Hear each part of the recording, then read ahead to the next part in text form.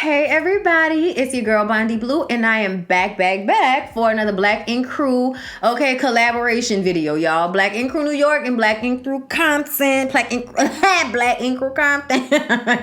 Y'all, I've been drinking, getting a little warm in here. Just finished Basketball Wives. Okay, they made my nerves bad, y'all. I could not make it through this show. That show need to hurry be over. Okay, I'm just saying, I had to drink to get through the night. So let's get to Black Ink Crew. Caesar and Puma and Ted go to see a city council member in Bed-Stuy, Brooklyn. Okay, where Brooklyn at? Where Brooklyn at? Where Brooklyn at? Where Brooklyn at? I'm sorry, I cannot do it after watching She's Gotta Have It 2 times. Like, I can't not say that whenever I hear Brooklyn. Anyway, so the city council member hooks up with Puma. All right, Puma hooked this up. Let's just make that clear. And they want another Black Ink Crew in Bed-Stuy, Brooklyn, which is where C's is from. And C's tells us a story of the first shop he had in Brooklyn. It was too hood out there. He wanted his career to get past just tattooing people that just got out of jail. So he left that shop to his partner, Corey, who one day was in the shop doing a tattoo and somebody came in and blew his head off. So, yeah. I guess C's instincts were correct about that, but he's always felt some type of way about it, always felt responsible in some type of way. So this would be a way for him to pay homage to his homeboy by opening up a shop, in their old neck of the woods, or whatever. So the city council member, who is like 7 feet tall, takes them to see 2 properties. One of the properties needs a little bit more work, but it's cheaper and it's larger. The other spot is smaller, needs less work, and it's more expensive. Puma wants him to get the bigger place for less money, and Teddy says that cheap ain't always good. I think we should get the place that we can open the fastest, that we have to do, the least amount of work. You ain't gonna have that many people working up in here.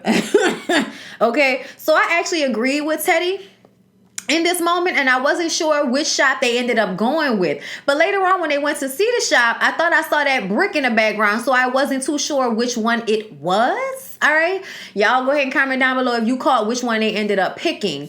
I'm not sure. Either way, it's about to be an issue between Ted and Puma, because Ted seems to be hating a tad bit. Ted says that Puma is letting this partnership get to his head. I said, how is it getting to his head? So he's not supposed to do things? Doesn't he have 50% stake in the other shop, and C's has offered him 50% in any of the other shops that he makes because of the good work that he's doing? Ted, let's just be very clear. You've been here the entire time not doing a damn thing, Ted. You've done things behind the scenes, I'm sure, but as it pertains to the day-to-day management, as it pertains to marketing, as it pertains to the things that actually make the business successful once the business has been started and the venue has been chosen. Okay, the money has been put down. Once we get to this area of it, I feel like Puma is good at managing things, at doing the marketing for things. I think he is good at that. He has a eclectic type of personality that attracts different types of people that can bring more people to your business. That is what Puma has going on. And Ted is a street nigga. Okay, and I feel like in some way he feels intimidated because they've always felt some type of way about Puma being from the hood, but not necessarily being of it in the same way that they are. You know how you be mad because you don't act like me, you don't sound like me, we come from the same place. Why? You know what I'm saying? Like, it feels like there's always been like an underlying thing with Puma just being, different from Ted and from C's. And I feel like that's always been there. And now that we get to this place and Puma is like helping with the shops and owning half of it and all of this type of stuff, now Ted has a problem and an issue. And I just kind of feel like you're jealous. You're so jealous that I can't even work. Y'all don't know nothing about that Tegan and Sarah. Never mind. Day by day in the morning. So y'all, Donna say the girl's been going through it. Donna's edges have been going through it. That wig looks so tight on her edges. But anyway, all the girls get into a party bus, and it's about to be an all girls night without London because nobody likes her. Okay. And, Crystal works on my nerves. She's like, I love everybody except for London. And it's like, that's only because London, left you to fend for yourself when you were bucking for her. But let's be very clear. You didn't like none of them before this. But you know what? Whatever, Crystal. And Donna says she has a surprise for them. And then Sky gets on the bus. Yay, Sky. And Sky says as head of HR, she heard about what happened with Tati and them hitting London and all of that. And because she's head of HR, she had to call the popos and turn her in to protect the business. And so I'm like, this is obviously about to be a stripper, but Tati was actually scared because y'all know Tati's supposed to be staying out of trouble while her court case is pending. Okay? For whatever drugs that she was caught with. Okay, because later on in the episode, y'all know Sky is there. We're going on some type of wellness retreat. Okay, like we already know what she's there for. Okay. But Tati ended up not going to that wellness retreat situation. And when Sky said why she wasn't going, she said, shh, okay? And this, shh, okay? This is a pipe. Now, what is in that pipe is the question. Based off of what she got arrested for, who feel like it's not just weed?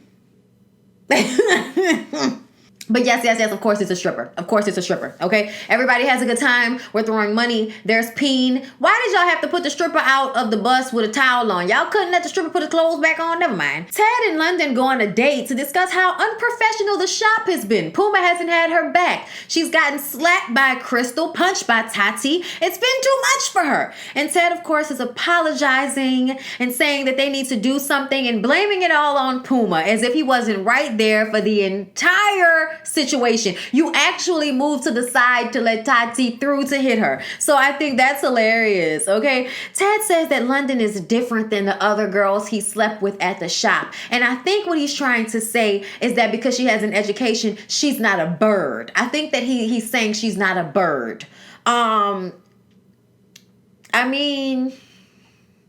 Her messing with you and her attitude the last 2 episodes feel very bird-like. Education and all, but very bird-like. Either way, moving on, Walt and Jess go on a date to talk about Jess not wanting to have kids. Walt is still kind of bothered about that. She says that when she had her first 2, it was hard for her. She was living in shelters. She was poor. She didn't have anywhere to go. It was so hard for her. She can't imagine going through that again. And I've heard women say this before. And he's like, but you wouldn't be by yourself raising a kid. And I personally feel like if somebody wants to have a child with me that bad, I need some type of security. And I know people feel like engagement and marriage aren't security, but I kind of feel like it's just like a condom that just works less, a less percentage of the time, like not 99, maybe, maybe about 60%. Maybe about 50%, like just in the idea that if I'm married before I have a baby with someone, then I don't have to worry about, shit like being on paternity.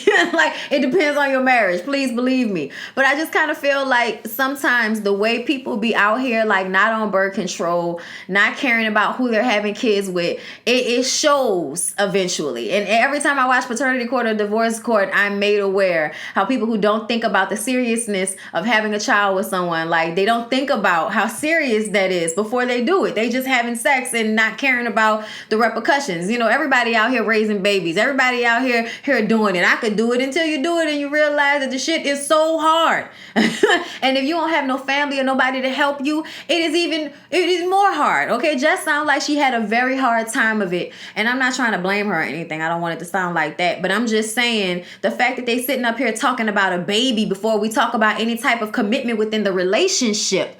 We talking about that, but are we gonna do that? You know what I'm saying? I know he's brought it up before, but are we that far along? You know what I'm saying? Like, whatever. They still need to have this conversation about having a child. Don't get me wrong, okay?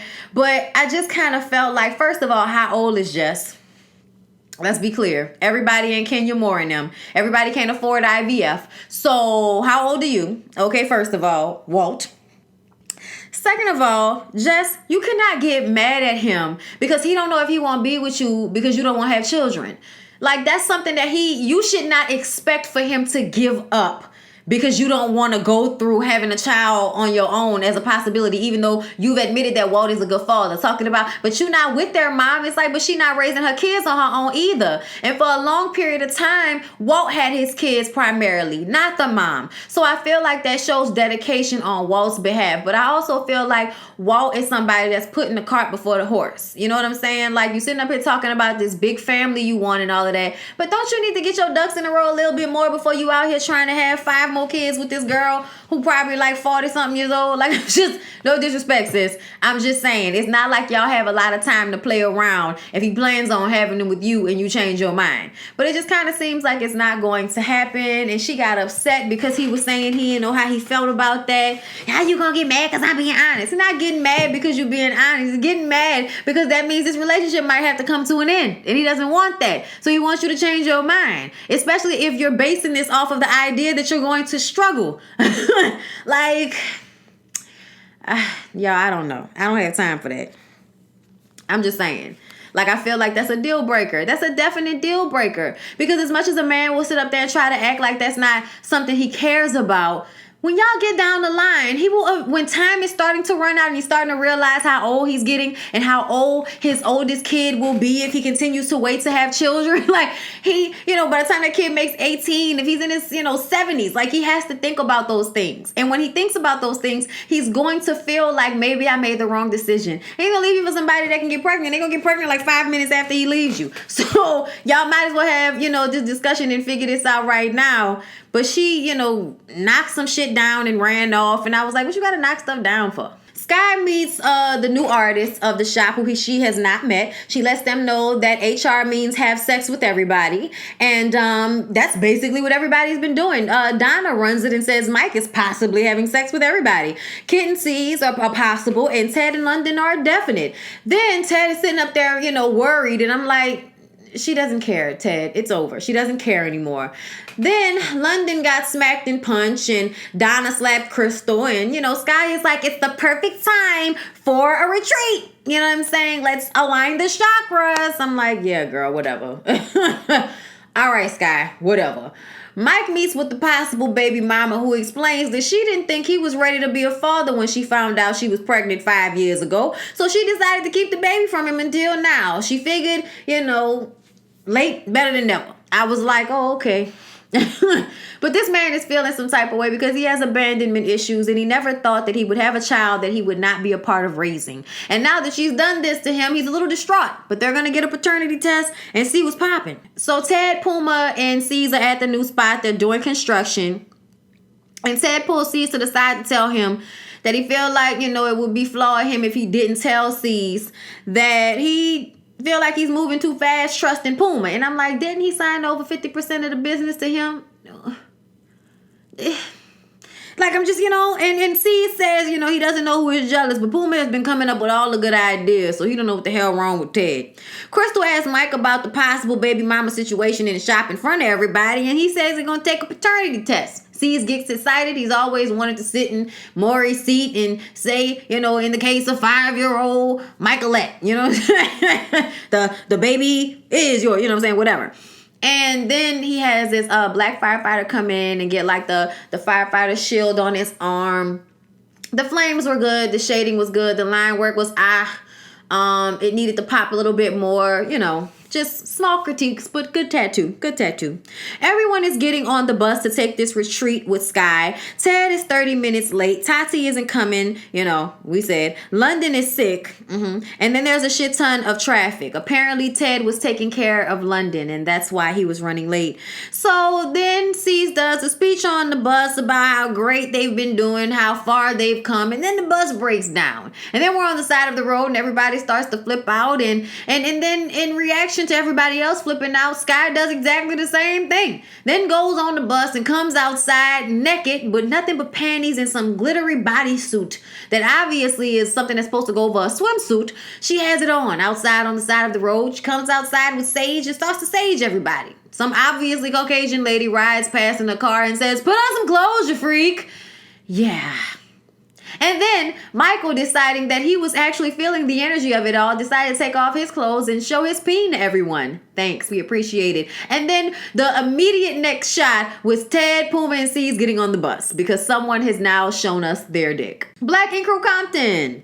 So, y'all, Barbie went to jail. Barbie went to jail, and it seemed as if nobody cared about Barbie going to jail. Okay, Alana and Lemire for some reason thought the shit was funny. I did think that Barbie was stupid for calling the cops. Everybody knows that you don't call the cops until you absolutely positively have to. Okay, everybody knows that. That's stupid for you to call the cops. That's why you ended up getting arrested, because you was being stupid. Okay, now I don't know what hood you from, but I'm not even from nobody's hood. I'm hood adjacent. Okay, I grew up in a cul-de-sac. All right, not really. It was a circle, but either way, okay, either way it went around. Okay, you understand what I'm saying? I had a backyard and a garage that opened with a button. So what I'm saying is, I'm not even, the hood is that it gets.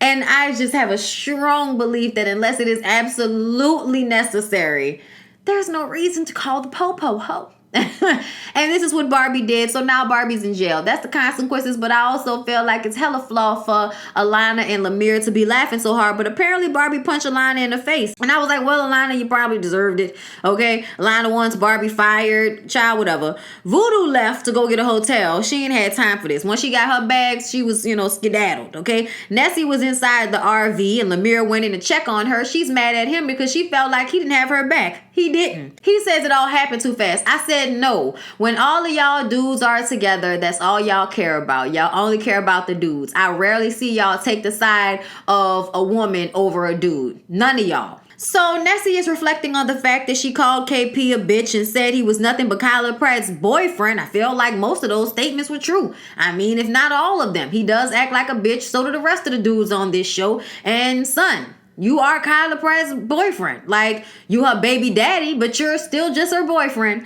And that's fine if that's what you want to be. I don't understand how that's disrespecting your family. The calling you the bitch part is the disrespect, and that was solely to you. But you are Kyla Pratt's boyfriend, son. Like, we were watching this show because we thought Kyla Pratt was going to be on the show. She was here for 5 minutes, didn't say much. And now we just feel like we stuck. And we watching because we started it. Now we stuck. KP comes in and sees how terribly messed up the RV is, realizes what he's going to have to pay for, and says that if everybody would have just held on a little bit longer, they would have realized that he had got them a 5-bedroom mansion so everybody could have their own bathroom if they would have just chilled out and waited, okay? So they go on to this nice little cabin that he got for them. And the next morning, Alana is giggling. She's still giggling. She's been giggling this entire time.